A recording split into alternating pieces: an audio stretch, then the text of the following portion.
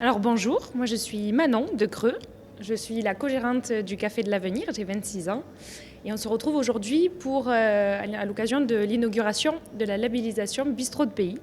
Alors, en quelques mots, est-ce que vous pouvez nous rappeler l'historique de ce lieu ?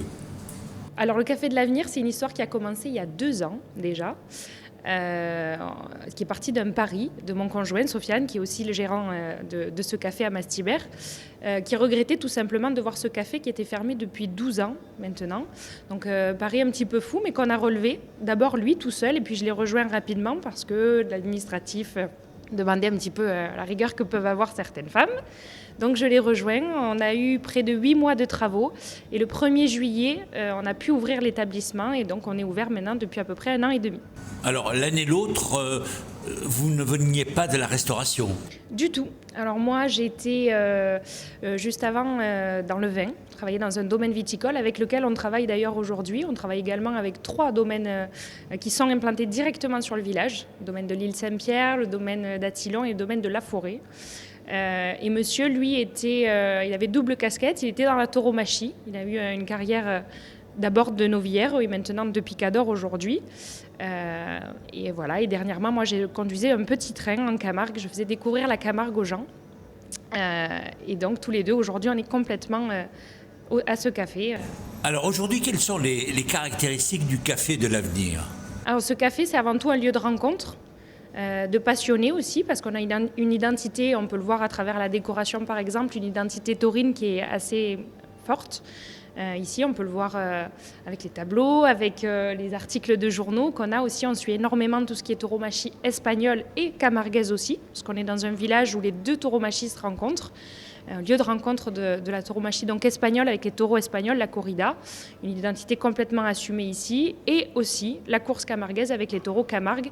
Et on a justement de la famille là-dedans, puisque mon conjoint Sofiane est le cousin de Joachim Cadena, qui est une des stars montantes, des stars du jour de la course camarguaise. Alors, la Camargue, nous la retrouvons bien évidemment dans les assiettes. Complètement.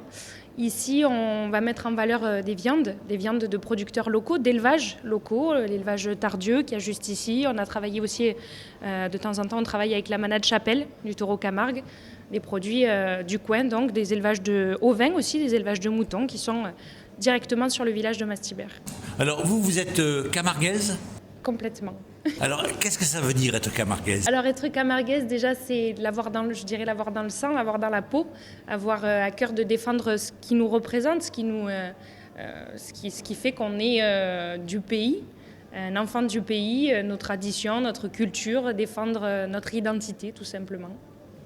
Alors, aujourd'hui, vous êtes labellisé Bistrot de Pays. Oui.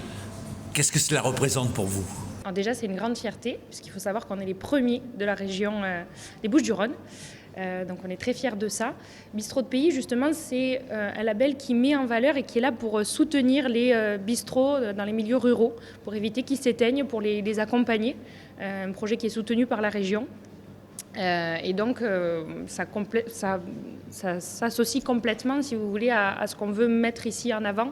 La convivialité, le partage, l'esprit familial. On travaille essentiellement en famille. On a aussi des amis, du personnel bien évidemment, mais on travaille au maximum en famille. Et voilà, ce côté partage de culture et soutien de la ruralité et des agriculteurs de la région, etc. Puisque vous faites référence au partage, il faut savoir que les produits qui sont dans les assiettes sont des produits que vous valorisez à travers des producteurs locaux. Complètement. Je peux vous citer un exemple, un des derniers productrices en l'occurrence qu'on a rentré dernièrement. Elle s'appelle Camille Moreau. Elle est du petit village de Raphaël juste à côté. Et elle produit nos fromages de chèvre aux herbes de Provence. Donc un produit complètement local, une jeune agricultrice d'une 20aine d'années seulement. On va travailler également avec de l'huile d'olive et des olives de table du domaine Les Bastidettes qui est directement sur le village à Mastibert. Voilà, tous les produits qu'on peut utiliser ici sont faits pour mettre en valeur les producteurs du coin. Alors finalement, que souhaitez-vous que les clients qui fréquentent ou qui vont fréquenter ce lieu retiennent de leur passage ? Ce qu'on aimerait que les clients retiennent, déjà, c'est une histoire de famille, ce côté toujours, encore une fois, partage. On est là pour partager notre culture et notre identité, la faire rayonner le plus loin possible, bien évidemment. cette fameuse identité taurine qui est plus que jamais en danger et qui montre que voilà, on n'est pas des sauvages. On est là pour vivre ensemble, que les choses avancent et valoriser surtout le travail de nos agriculteurs.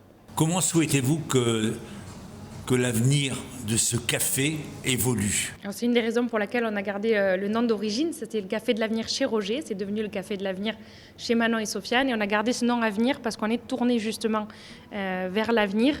Et justement, pour cet avenir, on souhaite déjà continuer dans cette lancée.